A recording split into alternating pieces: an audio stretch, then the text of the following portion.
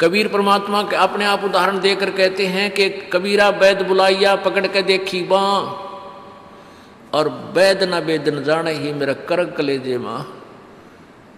कहते हैं डॉक्टर बुलाया, डॉक्टर ने नाड़ी देखी, बाँ पकड़ के, पहले ये थे थर्मामीटर हाथ से देखा करते हैं, और वैद कहता है इसका कोई बीमारी नहीं और रोज सूखते आवे। कहते हैं कबीरा वैद बुलाइया पकड़ के देखी बाँ, और वैद न वेद न जाने ही मेरा करक कलेजे माँ। उस परमात्मा की और यहाँ के दुखों का जो दुख है, यहाँ के दुखों को देख देख कर कुत्ते ने देखे खाज किधर कीड़े पड़ रहे उसके हैं, किसी खाज लग रही है। ये भी पहले आप जैसे अड़े चौड़े हो कांडे थे और बढ़िया बढ़िया सूट गाड़ के चाले थे, भक्ति करी को नाच ब्रैन माटी करवा ली। तो ये बातें उनको तुरंत याद आने लग जाएंगी जिनकी आंखों का मोतियाबिंद का ऑपरेशन हो गया, अर्थात जिनको तत्व ज्ञान हो गया। अब तो हम देखते हैं कुत्ते हैं, गधे हैं, सुअर हैं, बैल है, जोड़ रखा गाड़ी में, भर रखा सामान, चलता नहीं था, दे लट्ठा गद्दा गधोरी उस पर। तो हमने सोचा ये तो ऐसे बनते रहेंगे और हम ऐसे ही मनुष्य बने रहेंगे। काल ने ऐसी बुद्धि भ्रष्ट कर रखी हमारी, क्योंकि ज्ञान है नहीं। ज्ञान हो तो हम ये नहीं सोच सकते, क्योंकि यहाँ तो प्रत्येक प्राणी का अपना किया कर्म इसको मिलेगा। आज मनुष्य है, भक्ति ठीक की नहीं तो अगली योनियों अन्य प्राणियों की योनियों में जाएगा ही जाएगा। तो फिर ये बातें, यहाँ का यो कष्ट, किसी की किसी का हाथ कट रहा, किसी की टांग कट गई, कोई अंधा हो रहा, किसी का बेटा मर गया, किसी की बेटी मर गई, एक परिवार में दो दो तीन दिन इकट्ठे मृत्यु हो रही है। अब उस परिवार के स्थान पर आप अपने को सोच कर देखो जो जश्न मनाने की तैयारी में है, तो फिर ये बकवादें अब पलट जाएंगी। 90% जो हम वेस्ट करते हैं अपना समय इस पेट के लिए और इस संसारिक इन बकवादों को जोड़ने के लिए, ये 90% अपने आप शांत हो जाएगी। ना दहेज लेंगे ना देंगे। किसी के 2 कन्या हो जाती है, उसको नींद आनी बंद हो जाती है।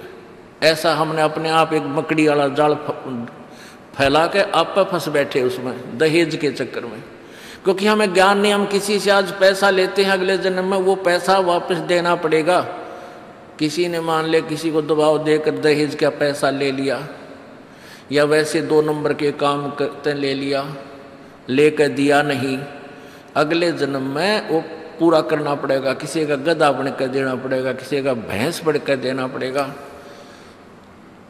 और या फिर अगले जन्म में वो दामाद बन के ले जाएगा जिसको आज तुम दामाद बन के ले रहे हो। तो इस पंगे में अनजान व्यक्ति दिया करे। परमात्मा ने जो आपको देना है वही देना है, आपके प्रारब्ध में लिख रखा है। उसमें आप अगर फेरबदल करने की चेष्टा करोगे दूना दुख उठाओगे। फेरबदल भी परमात्मा ही कर सकता है। शास्त्र विद अनुसार साधना करने से आपके भाग्य में ना होगा वो पुण्य, और परमात्मा करवा कर या अपने कोटे से देकर आपको यहाँ होटल वाली सुविधाएं अवश्य देगा, पर अधिक नहीं मांगनी चाहिए। तो ऐसे नानक साहब जी से किसी ने प्रश्न किया, क्योंकि नए नए भक्त बहुत जाते रहते हैं। कहते हैं हे गुरुदेव, हे परमात्मा, आप हमें कभी खुश नजर नहीं आते, आप खोए खोए से रहते हो। तो नानक साहब जी कहते हैं भाई क्या बताऊं। कहते हैं ना जाने काल की कर डारे, और किस विध ढल जा पासावे, और जिनाते सरते मौत खुड़क दी उनानू केड़ा हासावे। कि 1 सेकंड का पता नहीं यहाँ के बिजली गिर जा और कहाँ गिर जा। जैसे सन 2000 की बात है, पूरा भारतवर्ष गणतंत्र दिवस 26 जनवरी मना रहा था। उधर से गुजरात के अंदर एक जबरदस्त भूकंप आ गया। लाखों व्यक्ति अपने ही मकानों के नीचे, जो 3-3, 4-4 मंजिल के सारा जीवन पीढ़ी 2 पीढ़ी लाग कर बनाकर उसमें जश्न मना रहे थे, उन्हीं के नीचे दब के और लाखों व्यक्ति मर गए। सुबह सुबह का समय, छुट्टी का दिन, और सारे घर में सेट थे। काल ने किसा दाव लगाया। तो यहाँ परमात्मा कहते तुम तो बालक हो, बालक कति डरते नहीं जरा से भी। डर जब हो जब आपको ज्ञान हो, और ज्ञान हो सत्संग से। सत्संग मान का समय नहीं कि तो और बकवाद हो रही हो, देख लो दुनिया इकट्ठी हो जा। और यहाँ कितने भक्त आ पाते हैं, जो आ पाते हैं वो बहुत महान और पुण्य आत्मा है। उनके पिछले संस्कार इतने ज़बरदस्त हैं कि उनको प्रेरित करके लाते हैं, परमात्मा की रजा होती है उनके ऊपर। तो क्या बताते हैं, न जाने काल की कर डारे, और किस विध ढल जा पासावे, और जिनाते सरते मौत खुड़क दी, उन्हानु केड़ा हासावे। अब फिर पूछते हैं क्या प्रभु आप सदा ऐसे ही रहते हो? प्रश्न किया किसी ने नानक जी से। नानक साहब ने कहा कि भाई मुझे भी खुशी होती है, लेकिन वो खुशी हम ऐसे प्रकट नहीं करते जैसे अनजान लोग करते हैं, नाचे कूदो या हा हा हा दांदरे काटे। नहीं, अंदर ही होता रहता हमारे जो कुछ होता है। कहते हैं साध मिले साड़ी शादी होंदी, साध मिले साड़ा शादी होंदी, और विछड़ जा दिलगिरी वे, अखदे नानक सुनो जिहाना मुश्किल हाल फकीरी वे। कि तुम भक्तजन जब आते हो मेरे पास सत्संग सुनने के लिए, और जो उपदेश ले चुके हैं, और फिर वो सारे के सारे रह रह कर मेरे पास आ रहे हैं, तो मुझे बहुत खुशी होती है। उस दिन हमारे विवाह होता है, शादी होती है, समागम होता है, चहल पहल होती है। और जब तुम चले जाते हो, विछड़ जाए दिलगिरी वे, तुम चले जाते हो जब मुझे दुख होता है। क्यों होता है कि तुम काल के उसमें पहुँच चले जाते हो, क्योंकि भक्त कम होते हैं और काल प्रेरित व्यक्ति ज़्यादा होते हैं। मुझे ये डर लगा रहता है कि कहीं ये भोली आत्मा उन काल के दूतों का ना फंस जा, और उनकी बातों माँ के भक्ति ना छोड़ दे, इनकी दुर्गति ना हो जा। जब तुम ठीक ठाक वापस आ जाते हो सभी, तो मेरी आत्मा खुश होती है। उस दिन मेरी खुशी का कोई ठिकाना नहीं होता, लेकिन वो होती है अंदर ही अंदर, लोग दिखावा नहीं होता। साध मिले साड़ शादी होंदी, और विछड़ जा दिलगिरी वे, अखदे नानक सुनो जिहाना मुश्किल हाल फकीरी वे। भाई कहते हैं भक्ति करना बहुत मुश्किल है। मुश्किल इन काल के दूता ने बना दी, जनता ज्ञानहीन कर दी। जो भक्ति नहीं करते वो तो सीधे काल के जाल में हैं ही। जो भक्ति करने की चेष्टा करते हैं तो किसी का तो पति लाठी ठाए पाओगा, उसके पति ने कोई और इंजेक्शन ला जाएगा। यो क्यों होया भाई, हम भी तो नाम ले रहे हैं, हम वहाँ जाते हैं, हम तो 6 महीने साल में कभी कभी जाते हैं, और आप कहते हैं 10वें दिन भाग लेते हैं। तो भगत ने नाम ना ले रखा तो वो परेशानी पैदा करेगा ही करेगा। किसी की पत्नी ने नाम नहीं ले रखा, भगत ने ले रखा है, तो वह सींग पिनाए पावेगी। किसी के कहने सुनते हैं, जानते क्या सुनी घर में होगी। काल ने तक करवाना है कि किसी प्रकार ये वहाँ जाना छोड़ दें, तेरे जाल में फंसे रहें। इसका तो पूरा प्रयत्न रहेगा। लेकिन पुण्यात्मा यु ज्ञान रूपी ढाल आपको इसलिए दी जाती है कि अपना बचाव करो, और भक्ति मत छोड़ना चाहे कुछ भी हो। आप पुण्यात्माओं अपने घर के काम में, ठीक है, पति पत्नी बच्चे सब कोई कार्य करना है तो सब मिलकर सलाह बनाकर कर लें, बहुत अच्छा होता है। उसमें कोई हानि लाभ भी हो जाती है तो विशेष दुख नहीं होता। उसमें अवश्य राय एक दूसरे की लेकर काम कर लेना चाहिए। और जब आता आत्म कल्याण का समय, उसमें किसी की राय की आवश्यकता नहीं। मान लीजिए आपने नाम लेना है और आपका पति नाट्य है, तो नाट्य जागा। ये अपने जीवन का सौदा तुमने खुद सोचना होगा, इसमें किसी की राय की आवश्यकता नहीं। आपने नाम लेना, आपकी पत्नी मना करती है तो करण दे, इसमें किसी की सलाह लेने की जरूरत नहीं, चाहे कोई राजी रहे चाहे नाराज रहे। यदि मीराबाई उस समय ये सोचती कि तेरी माँ क्या कहेगी, तेरे पिता क्या कहेगा, ये समाज क्या कहेगा, तू मंदिरों में जाती है, क्योंकि उस समय ठाकुर समाज अपनी बहन बेटियों को घर से नहीं निकलने देते थे, पर्दों में रखते थे। लेकिन मीराबाई बालक नहीं रही थी, समझदार थी वह। उसको पता था कि आज तो मैं लोक लाज कर मैं आकर भक्ति नहीं करूँगी और फिर कुतिया बनकर बाजार में हांडूंगी, कोई मेरी इज्जत का रक्षक नहीं मिलेगा। तो ये ज्ञान से ही ऐसी दृढ़ता आती है। संघर्ष किया और सफल हुई, क्योंकि मालिक के नाम पर जो संघर्ष करते हैं, सच्चे दिल से, हृदय से, उनकी परमात्मा मदद किया करता है। ये पिछले इतिहास देख लो। क्या बताते हैं? मात पिता सुत स्त्री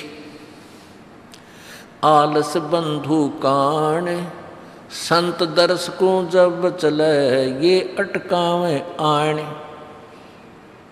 मात पिता सुत पुत्र को कहते हैं। स्त्री, जैसे कोई बालक हैं 15, 16, 10 वर्ष के, वो माता पिता के अधीन होते हैं। और बच्चे का समझ में आ गई और माता पिता मना करते हैं तो उनके अधीन है वो। और बच्चे जवान हो गए, बूढ़ा बुढ़िया का समझ में आ गई, फिर वो बालक बाधा करेंगे, वो रोकते टोकते हैं। तीसरा दिन चल पड़ते हो, किराया कितने डावा फलाना है, यानी कुछ ना कुछ बाधा कर सकते हैं। किसी का पति बाधा कर सकता है, किसी की पत्नी बाधा कर सकती है। जब भक्ति की तरफ अग्रसर होता है या सत्संग में आने की तैयारी करता है। या फिर आलस बंधु कान, आलस माने आप ढीले गोडे छोड़ दे, फिर देखांगे इबका नहीं जाता, सर्दी घनी है, गर्मी घनी है। और या बंधु कान, लोक लाज, इनके कारण ये है भक्ति में बाधक। अब क्या बताते हैं परमात्मा? मात पिता सुत स्त्री आलस बंधु कान, संत दर्श को जब चले ये अटकावे आण। इनका अटकाया अटके नहीं, और संत दर्श को जाए, कह कबीर सो संत है आवागमन नसावे। इनका अटकाया अटके नहीं, और संत दर्श को जाए यानी सत्संग में अवश्य जावे, कह कबीर सो संत है आवागमन नसाए, उसका कल्याण होगा। आज मीराबाई जी का कितनी श्रद्धा और आदर के साथ नाम लिया जाता है। और यदि वो उसी तरह की क्रियाएं करती जो उस समय की बहन बेटियां लोक लाज में फंस कर अपना जीवन बर्बाद करगी, आज वो कुतिया बनी हांड है। परमात्मा कहते हैं नकबे सर नकबे बनी वह पैर थी हार हमेल, और सुंदरी से वह कुतिया बनी सुन साहिब के खेल। बीबी पड़ते रहे थी डोडी लगे थी बार, अब गातु गाड़े फिरती हैं वो बन कुतिया बाजार। वो पर्दे की सुंदरी सुनो संदेशा मोर, इब गातु गाड़े फिरती हैं वो करें सरायों शोर। अब जो डोडी पर्दे जिनका लग गया करते, पर्दे में रहा करती थी, जो अपने आप को ऊंच घरों की बेटियां बहू कहा करती थी, उनका सत्संग की छीट लगी नहीं, घर से बाहर निकली नहीं। पूर्व जन्म की पुण्यात्मा थी, उनको कोई रानी बन गई, कोई महारानी बन गई, कोई अच्छे घर में इस मायाधारी मस्करिया का जन्म हो गया। और वो भगवान से दूर रहने के कारण फिर अगले जन्म में कुतिया की योनि पाती है। तब तो पर्दों में रहती थी, उंगली भी ना दिखने दे थी, किसी बाहर कहीं हमारी बेइज्जती ना हो जा, मेरी पत्नी जो है सत्संग में चलेगी तो इज्जत का नाश हो जाएगा। और वह इज्जत फिर उगाड़ी अंड है कुतिया बनकर। कहते नकबे सर नकबा बनी पैर थी हार हमेल, 1-1 लाख के गहने पहरा करती, आज वो सुंदरी से कुतिया बनी देख साहिब के खेल। तो पुण्यात्मा ये इन बातों से डर लगना चाहिए। इन बातों से डर लगने लगेगा, मालिक में रुचि बनेगी और भजन करने को दिल करेगा। और ये लोग दिखावा जो ड्रामा है, नाचा कूदी, ये बकवाद मन में आवे को नहीं, ये कहने की आवश्यकता नहीं पड़े। दास ने कैसा मत करियो, हाँ कहना तो पड़ता है एक बार बालक को, कुछ दिनों के बाद फिर आपकी रुचि ना बढ़े। इतना तो इस दास को विश्वास हो गया है कि परमात्मा के बच्चे भगवान को पहचानने लग गए, क्योंकि अब शिक्षित समाज है। आपको नाम दिया जाता है, नाम देने से पहले सब नियमों से परिचित कराया जाता है। और हमने ये पुस्तक बनाई है भक्ति सौदागर को संदेश, इसके प्रथम अध्याय में ही हमने नियमों का पूरा विस्तार से विवरण दिया है कि कोई भी पुण्यात्मा इस आश्रम की तरफ आएगा तो पहले तैयार होकर आवे।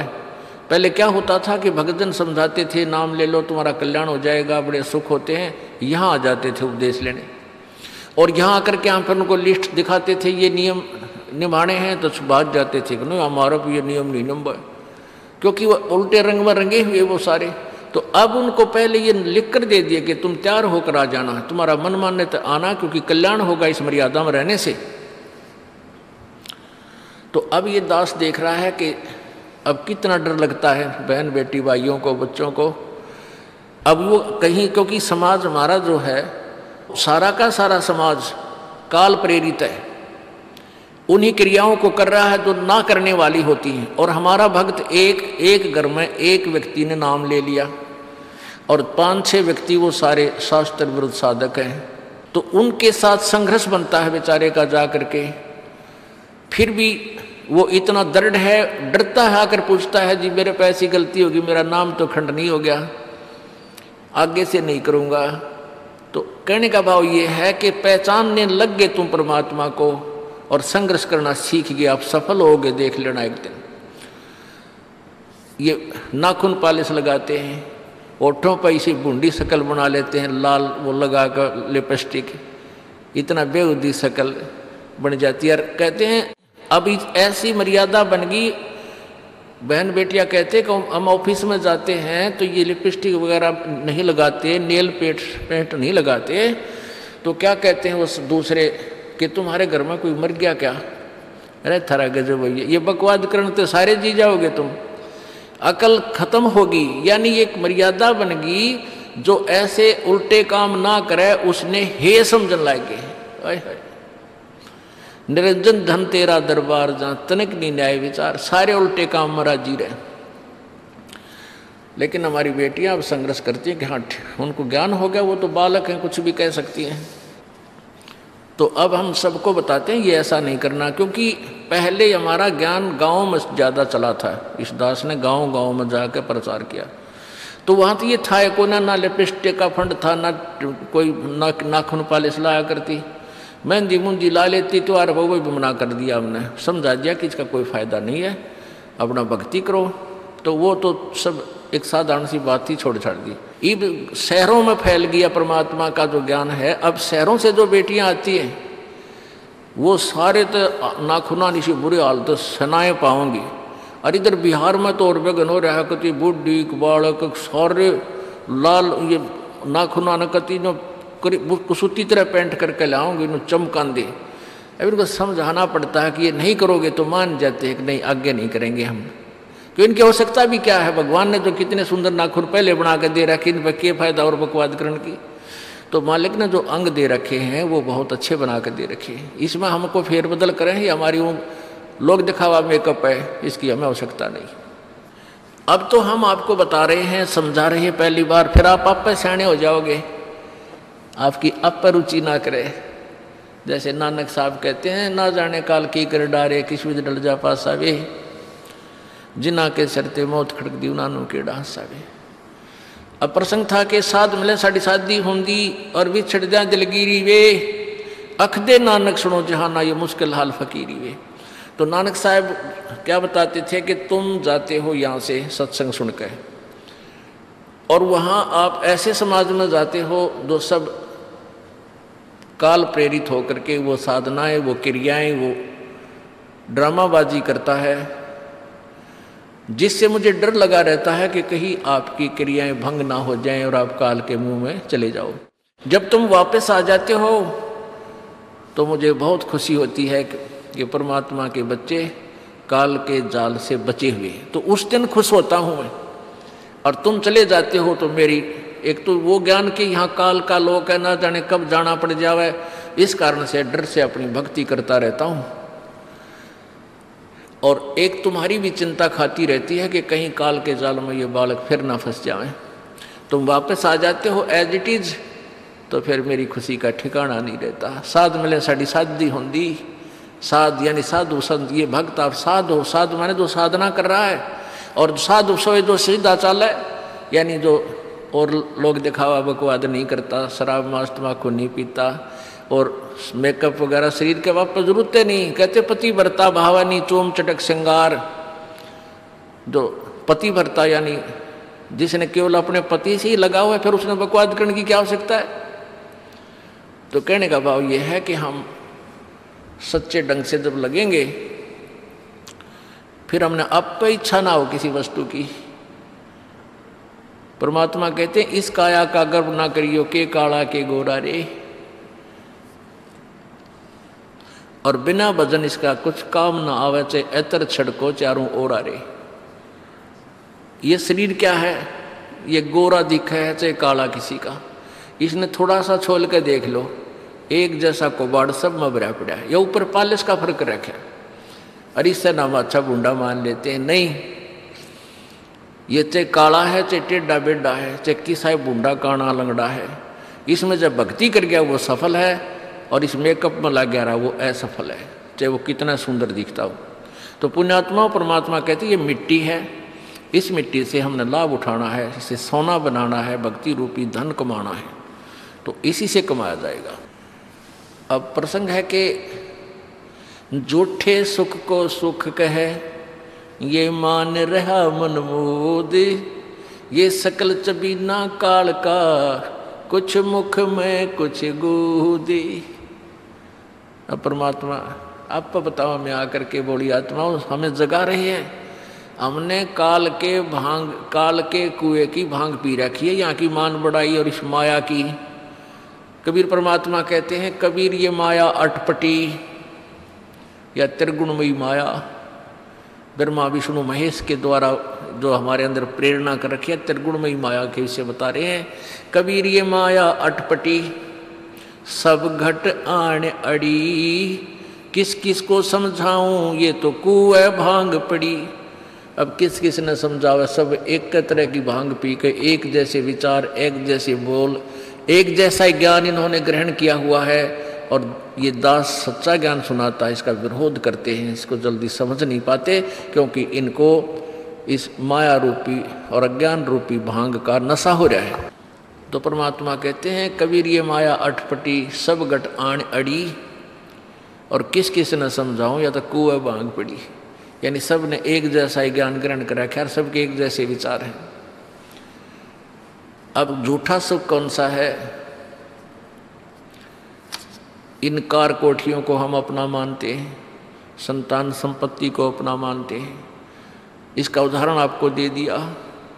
परमात्मा कहते हैं राम नाम कड़ुआ लगे और मीठे लागे दाम, दुविधा में दोनों गए भाई, माया मिली ना राम। माया तो मिले को नहीं, यानी मान लीजिए आपके पास अरबों संपत्ति अरबों हो भी गई, तो वह तेरी नहीं, आपको 2-4 रोटी सुबह 4 रोटी शाम है, और एक वर्ष में गणित गणे 4 कपड़े कुर्ते पजामे बहुत, एक वर्ष में खत्म। आप पाटे को नहीं, ईसाई काम रह रहे आजकल, और 2 जोड़ी चप्पल कुर्ते जूते, और एक खाट का स्थान, एक चारपाई आ जा, गणित गणित 2 आ जा, जितने एक परिवार एक व्यक्ति को एक चारपाई। कहने का भाव यह कि ऐसा सीमित सा मकान, इतने की आवश्यकता आपको है, और बाकी पैसा आपके पास, उसने के सिर में मारोगे, क्या करोगे उसका? अब या तो कि तो बकवादा में लावेगा, कि तो शराब पीवेगा, कि तो और कोठी खरीद कर गिर देगा, उस पर कोई कब्जा कर लेगा, फिर लट्ठम लट्ठा मुकदमे होंगे, या कोई ले लेगा रिश्तेदार या कोई मित्र बन कर फिर देखो ना, फिर खेचा तानी रात ने नींद आओ ना, वह रखेगी बेगन में पात्रे वो माया तने जीर्ण नहीं दे। और माया तो परमात्मा कहते हैं इस जीव की सबसे बड़ी शत्रु है, जो भगवान से दूर करे। अभी झूठे सुख को सुख मान लिया, कार कोठी होगी, बढ़िया व्यापार बिजनेस या कोई नौकरी होगी, तो भगवान से 100 कोस दूर है वो प्राणी। कोई एक आध पुण्यात्मा इसे प्रेरणा होकर आ जाता, वो तो फॉर एग्जाम्पल होते हैं। तो परमात्मा कहते हैं इसे सुख का आग लगे जो भगवान से दूर करे। परमात्मा कहते हैं वो दुख अच्छा हमारे लिए जो परमात्मा के चरणों में हमें लगाए रखे। कबीर साहब कहते हैं सुख के माथे पत्थर पड़ो जिससे नाम हृदय ते जावे, और बलिहारी वो दुख जो पल पल नाम रटावे। कि हे परमात्मा इसे सुख की हमने जरूरत नहीं, जो भगवान से दूर करे। पत्थर पड़ो इसे सुख के ऊपर, और बलिहारी उस दुख के जो पल पल नाम रटावे। जैसे भक्त नाम ले रखा किसी ने और उसको कोई पीड़ा हो जाती है, चिंता शुरू हो जाती है उसको, ये भगवान कदे कैंसर ना हो जा, ये परमात्मा कोई और ऑपरेशन ना बन जा। तो वहाँ तक जाता है जहाँ डॉक्टर के पास, और भगवान याद रह कर आता है। और वहाँ जाकर डॉक्टर करता है अल्ट्रासाउंड और एक्सरे वगैरह करके बता देता है कि आपको ऐसी कोई खास बीमारी नहीं है, नॉर्मल सी है, ये दवाई लो ठीक हो जाएगी। उसके बाद फिर परमात्मा के गुण कितने गाता है वो। जो भक्ति से दूर हैं वो तो भूल भाल जाते हैं, उनको तो परमात्मा याद आता है, कोई ना डॉक्टर दिखे।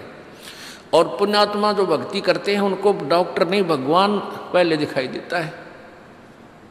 पुण्यात्मा, आपके प्रारब्ध में, आपके संस्कार में मृत्यु है और कैंसर से है, और वो होगी, नाम ले रखा आपने, और डॉक्टर ने भी डिक्लेयर कर दिया कि कैंसर है भाई। पीछे आपको उदाहरण दिया था, एक लड़का रोहतक से, इकलौता पुत्र, और 10 साल के बाद पुत्र प्राप्ति हुई, और उस लड़के का कान में कैंसर बता दी, PGIMS रोहतक तक। उन डॉक्टरों ने फाइनल कर दिया और उसका पूरा डाटा अपने मोबाइल में नोट कर लिया कि इसका ऑपरेशन करवा ले और दिल्ली ले जा, हम नहीं कर सकते। वो रोता हुआ यहाँ आए। अब क्या है कि ये काल बड़ा उस्ताद है, थोड़ा सा सुख होते ही भगवान ने भूलन लाग जाए। वो 5 महीना में आए हमारे पास रोहतक से, जबकि आए महीने आना चाहिए था। 5 महीने में पता करा भाई कितने दिन में आए, वो 5 महीने वाला गेला। हमें भी ज़्यादा खींचा तानी करें भाई इतना लेट क्यों हो गया, तो भगवान ने नहीं चाहिए तो फायदा क्या होगा। ये कुदरती है, जब इस महीने 2 महीने में आपका प्रेरणा नहीं उठी, लोर नहीं उठी आने की, तो फिर भक्ति कहाँ चल रही है आपकी। बंधन तोड़ कर आ जाओगे जिसके अंदर भक्ति चल रही है, चाहे कितनी दूर भी क्यों नहीं है इंसान।